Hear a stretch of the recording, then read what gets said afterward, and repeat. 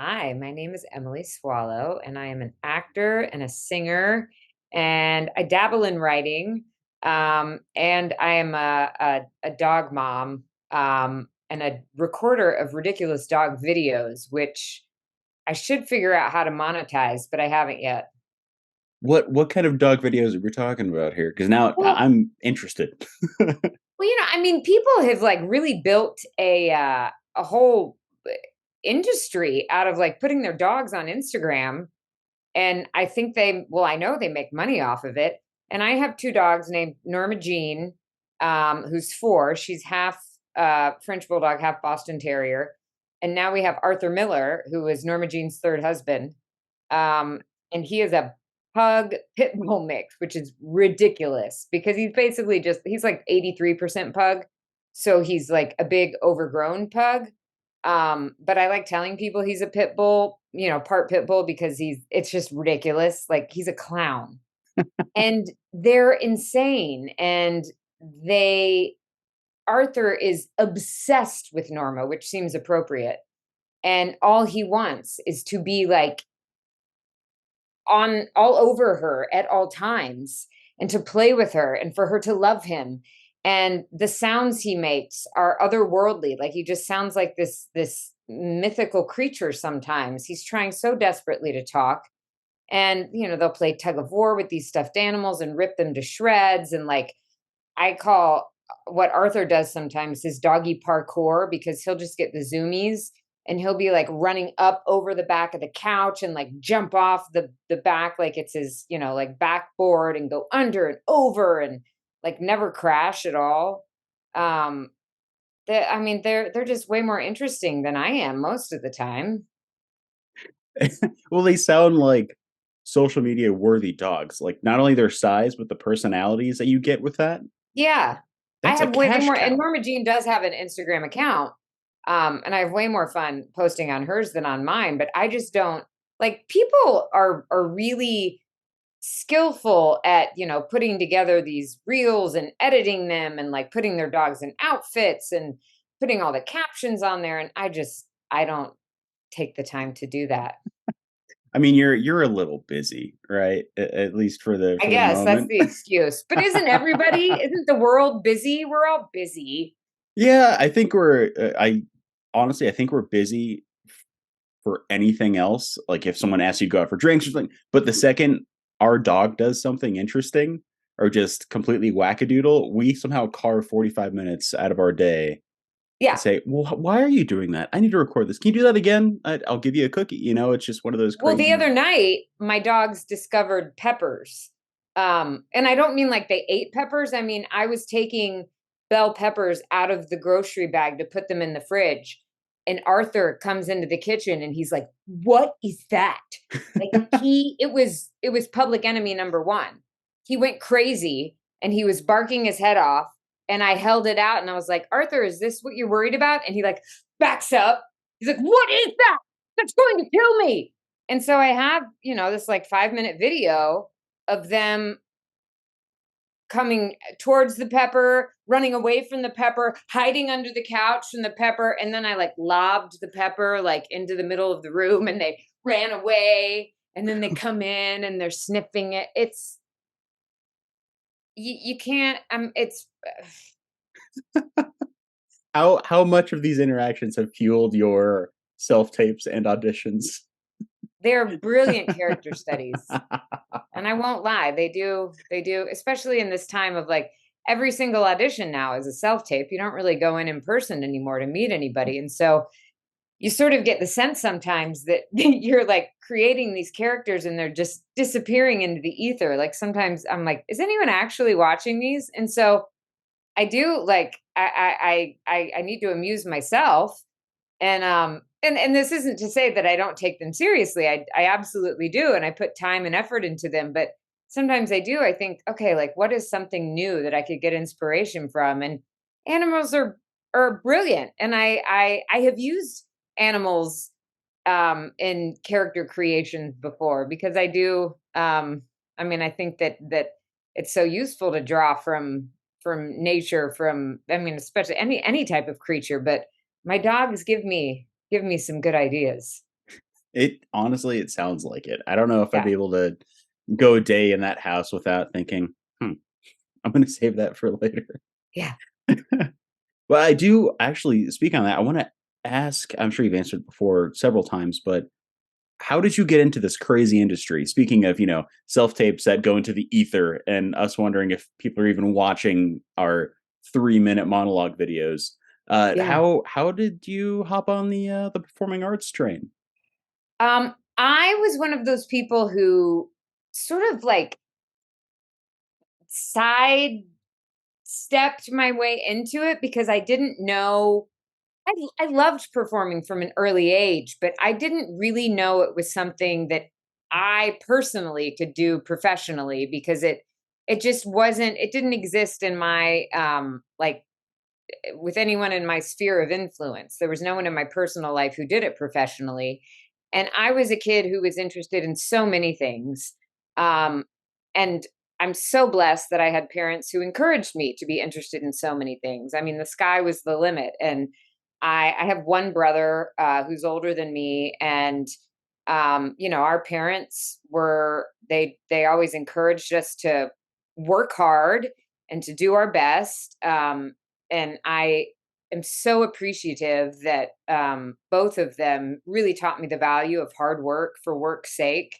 Just to work with integrity, no matter what other people think about it, and to find value in the work that you put into something, no matter what the outcome is.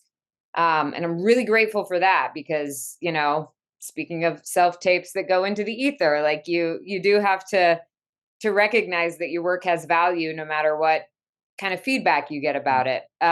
Or even when you are getting feedback, you can get wildly variant feedback, and so you have to, know what value it has for you. Um, so I was always my way into performing was music because both of my parents love music.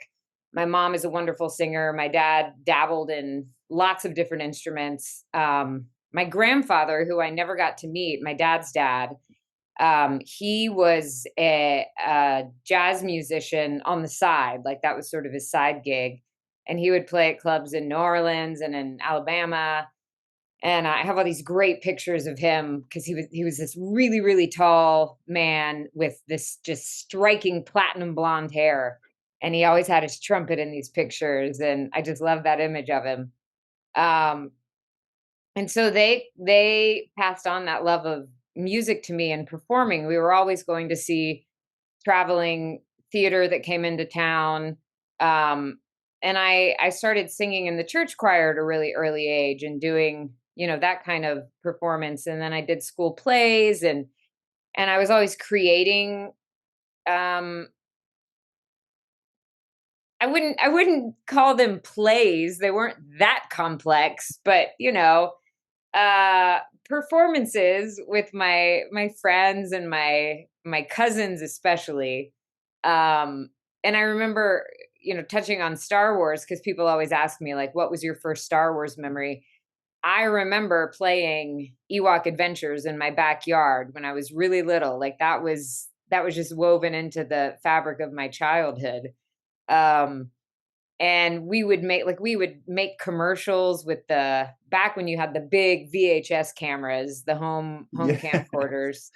Um, and my parents always encouraged that. It was not something that I ever thought when I was little that I was going to do as a career, but I loved it, so I put time into it. And in the meantime, I was super super studious, and that was sort of the way that I distinguished myself from my older brother who was like superstar athlete and really charismatic, and I was actually really shy, which I think is another reason I liked performing because it gave me it gave me a way to express myself that felt a little safer than just saying like here I am, because it gave me rules to play by and another character who could help me express myself. um and so in college I went to the University of Virginia, which has a wonderful theater department that does not require you to be a drama major to be heavily involved, and that was so great for me because I was not a drama major. I was a Middle Eastern studies major, and I thought I was going to go into the foreign service. So my time in undergrad was sort of divided between this major and and kind of just doing a lot of stuff in the drama department and taking acting classes and doing plays and directing plays. And I had an acting teacher who saw how much I loved it, and he said, "Well, have you considered doing this as a career? Because you seem to really love it and you are good at it." And he sort of gave me permission to like dare to want that. I think I was afraid to want it, quite honestly. And so I said, "Yeah, I do. I think I want that. That sounds insane, but I think I want that." Because, I knew how challenging something like that could be.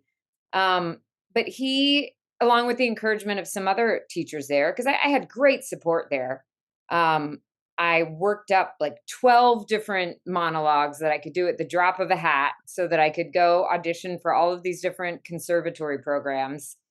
And one of the ones that I got into was NYU grad acting.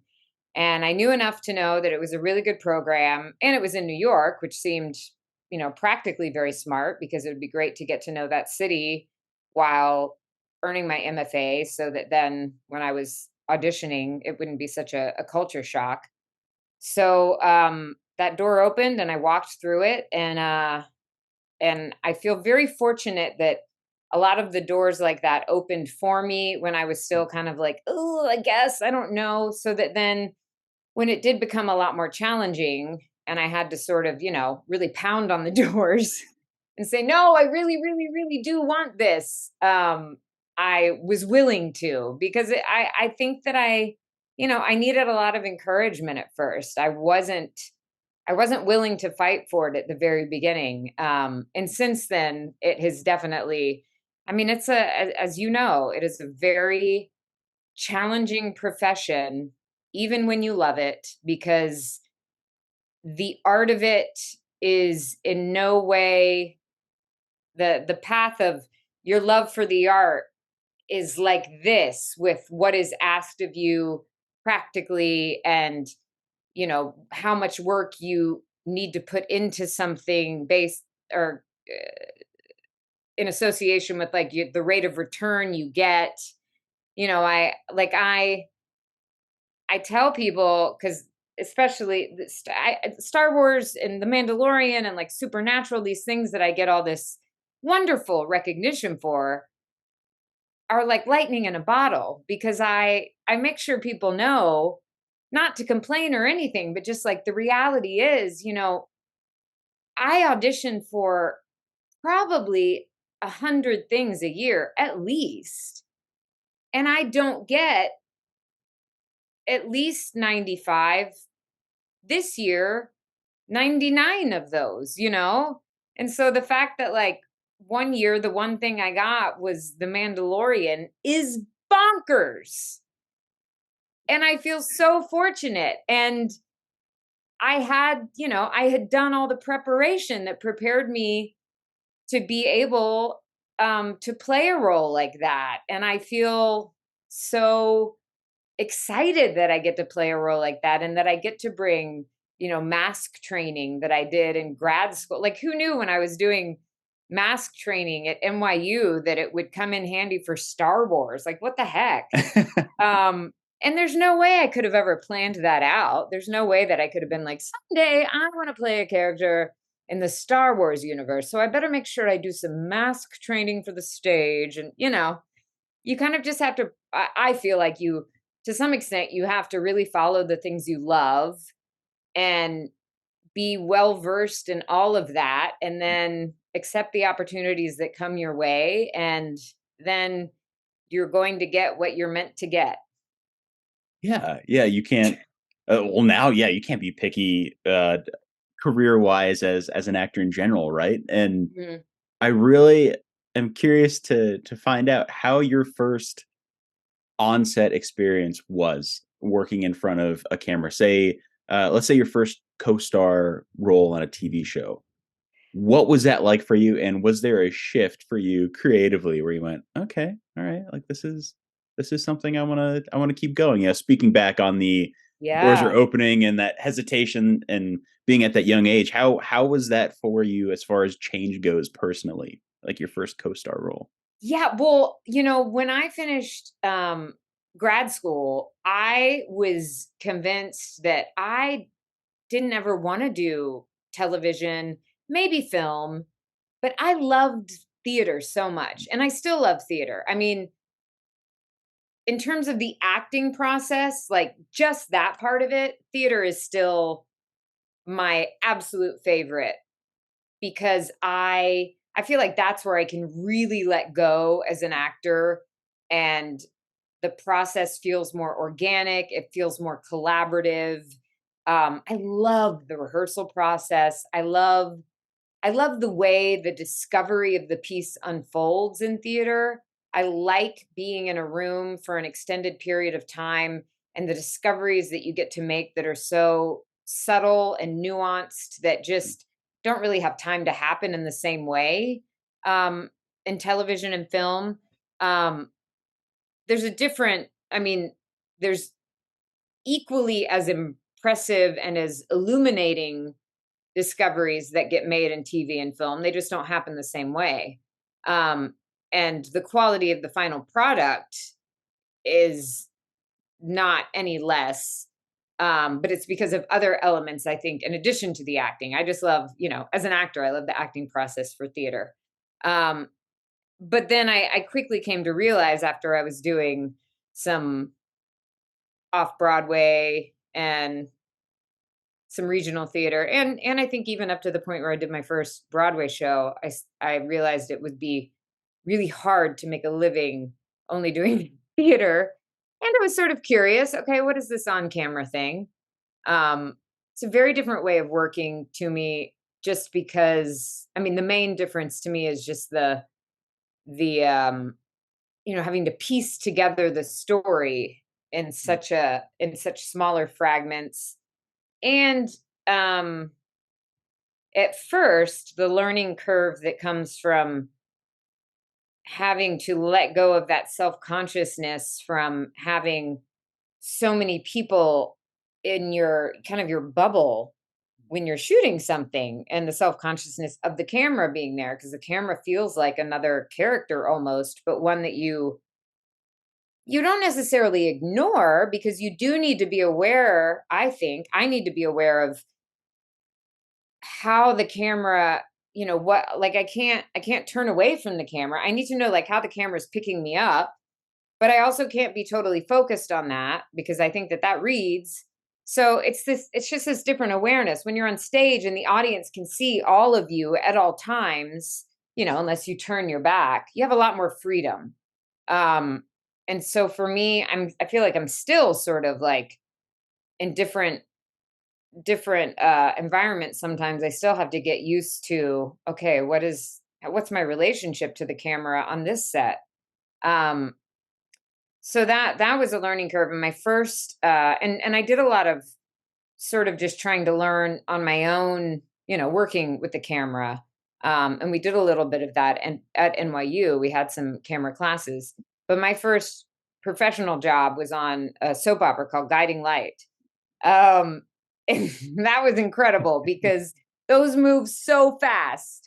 And man, oh man, I developed a lot of respect for soap actors when I saw how much dialogue they have to get through in a day and how many pages of shooting, and how they have to trust their instincts so much because they don't have time to reshoot a scene over and over and over.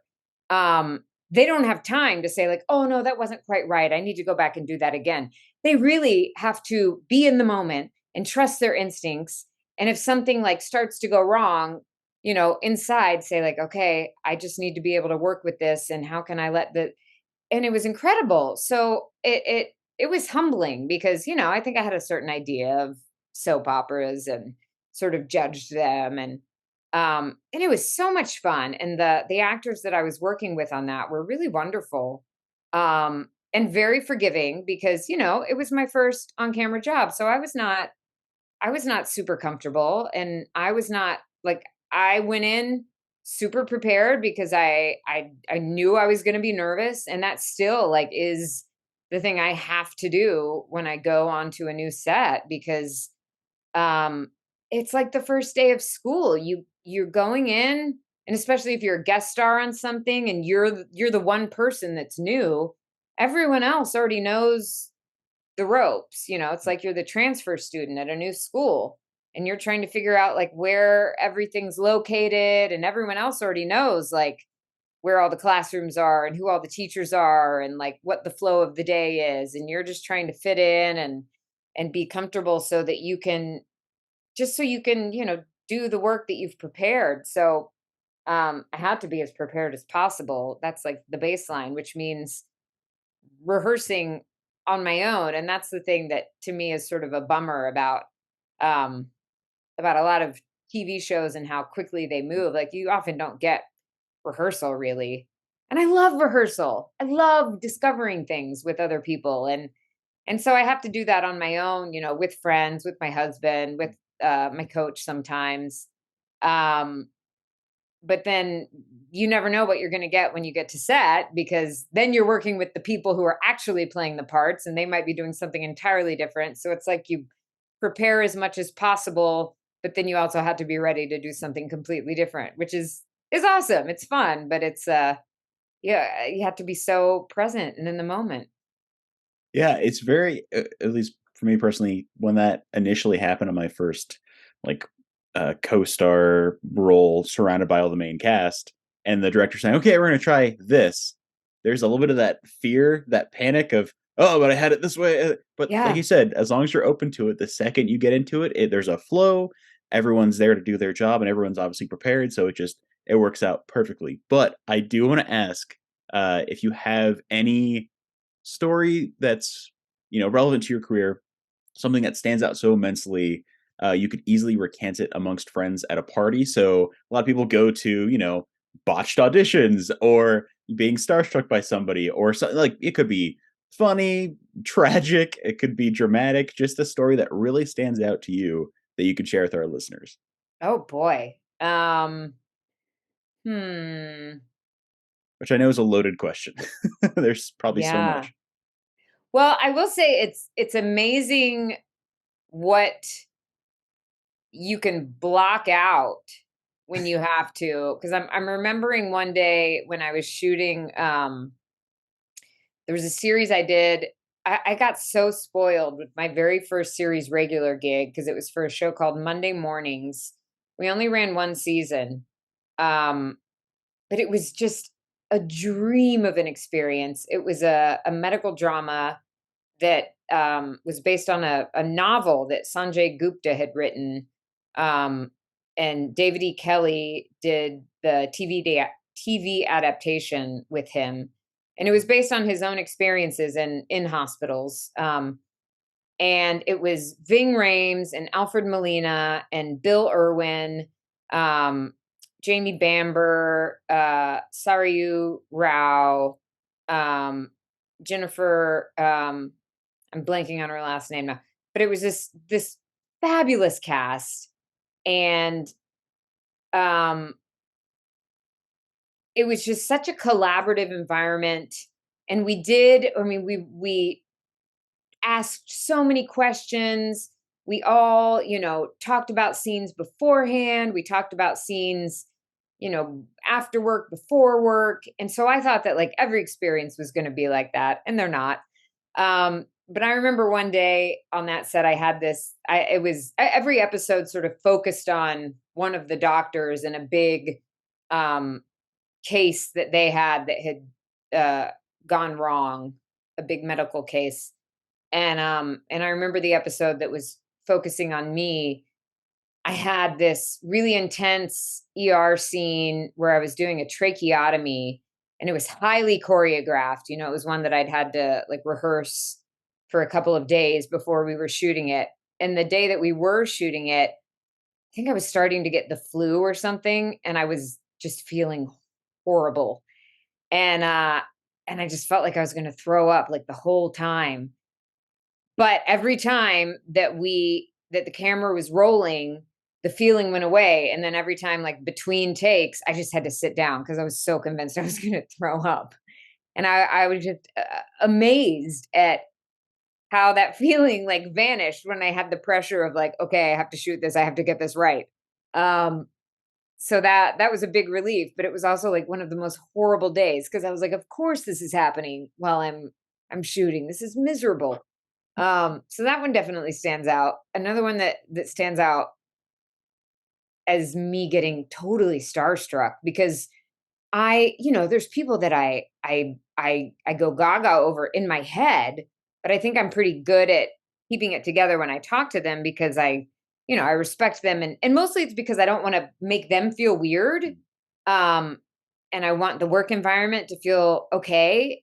But I did an episode of The Good Wife with Eddie Izzard and he is just, I mean, I have admired his stand up for years. And like, I went to see a couple of his shows in New York. I went to see one where like he was creating his show. So it was like early on and he was trying out new material.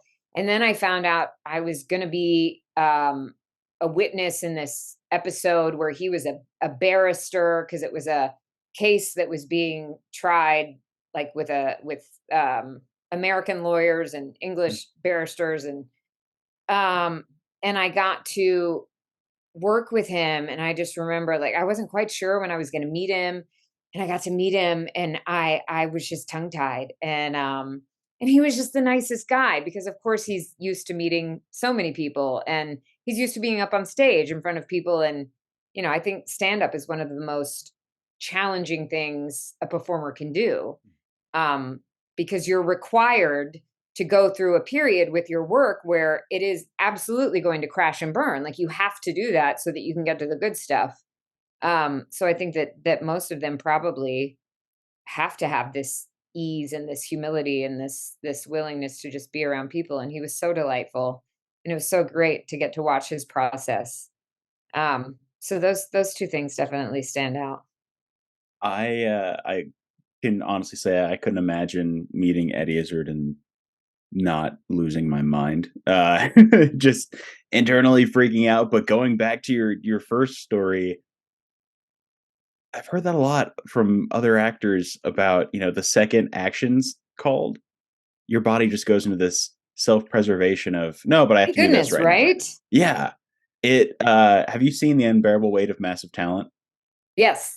Okay, yeah, the scene that I won't spoil in case anybody hasn't seen that great movie, it always makes me chuckle because it is pretty accurate to what happens if you're sick on set, from what I've experienced for sure. That is the first story makes me feel so bad for you, for that entire day, especially when it's choreographed. But the second story is just wonderful, and it's always nice to know that meeting a hero of yours went well. Yes, You know, right? because there's a lot of horror stories. I do want to ask you, speaking on being humble amongst other artists and supporting each other, do you have any advice that you've personally held on to that you could pass on to our listeners? Whether it's somebody who probably maybe right now they want to become a performer and they're just graduating college, or maybe they've been in it for 10 years and they're trying to stick with it. Do you have anything that's helped you out that you could pass on to our listeners? Oh boy.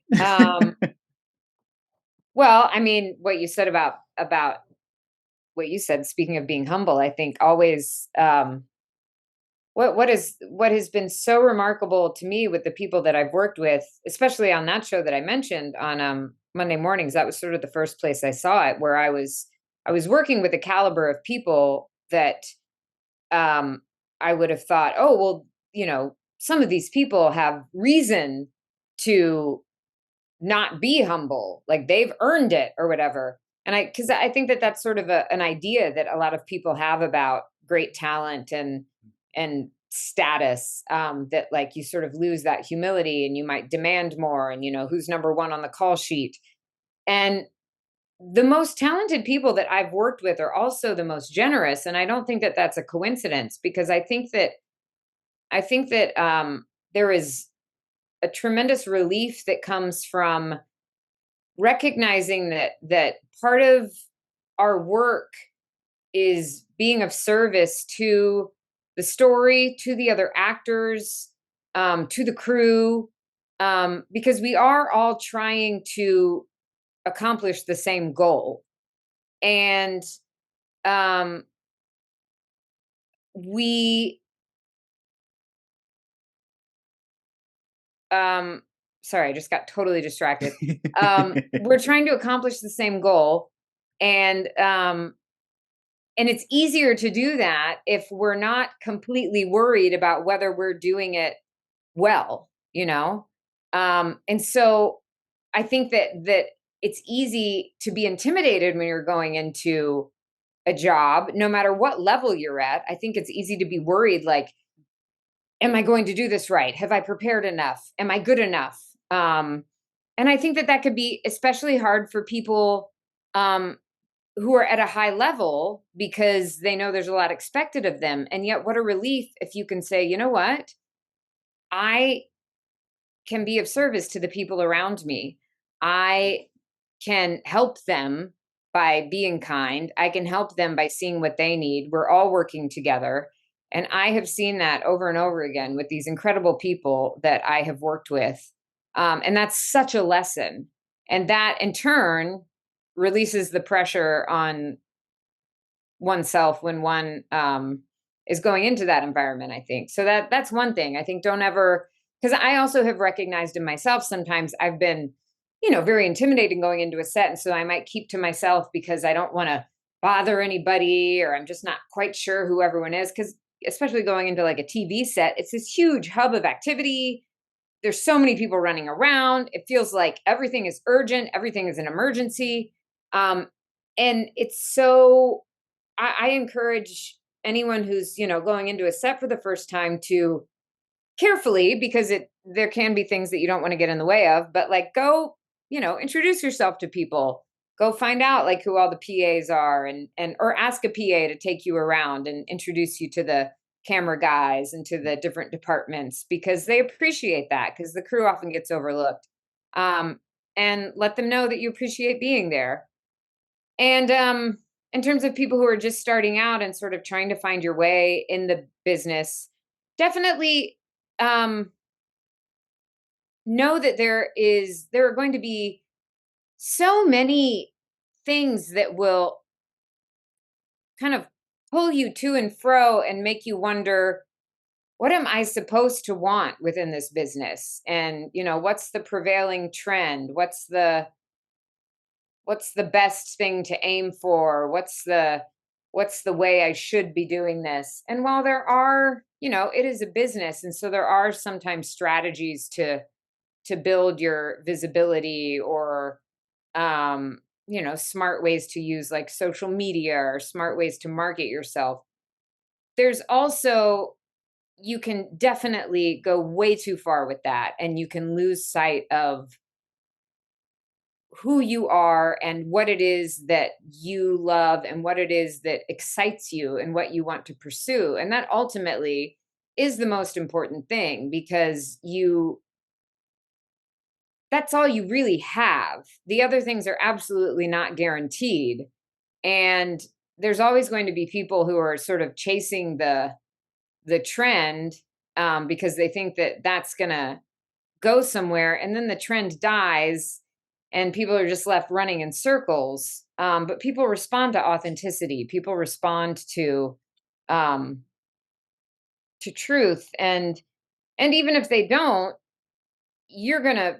I mean, I feel from experience, like and going back to what we were talking about at the beginning, um, even if like I feel best when I have put an honest effort into something, and when I love what I am doing with the effort I'm putting into something, rather than I'm putting the effort in that I think somebody else wants me to put into it.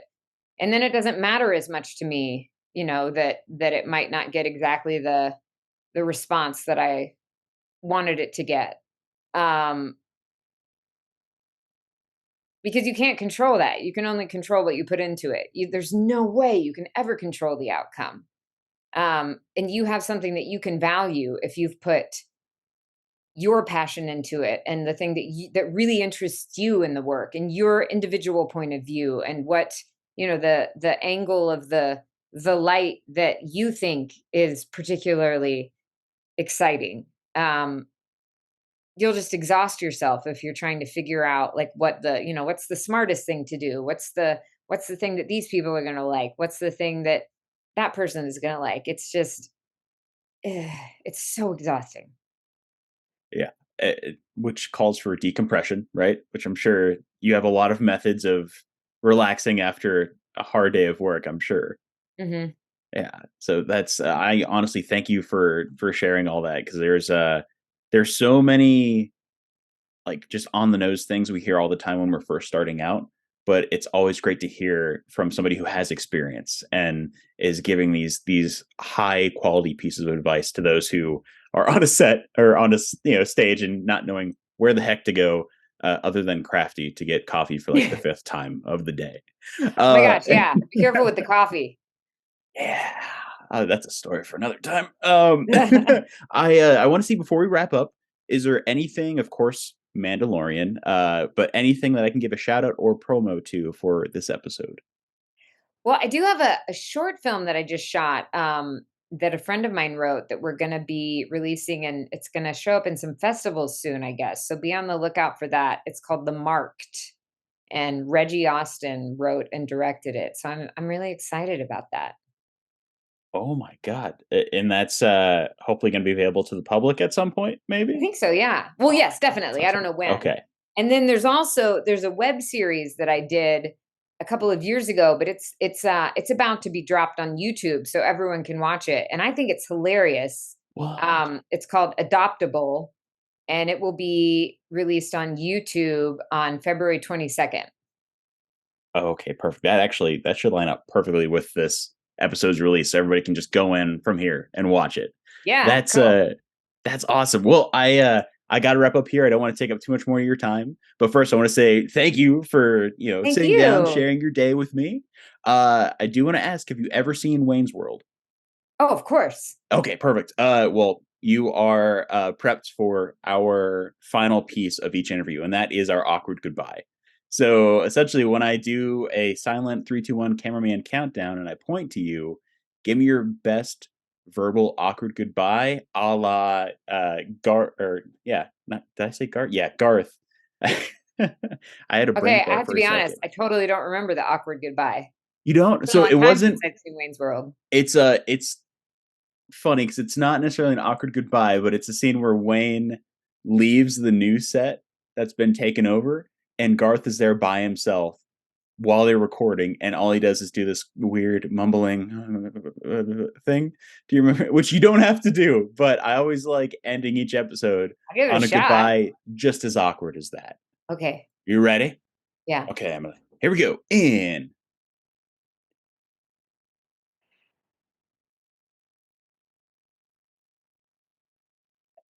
Okay. But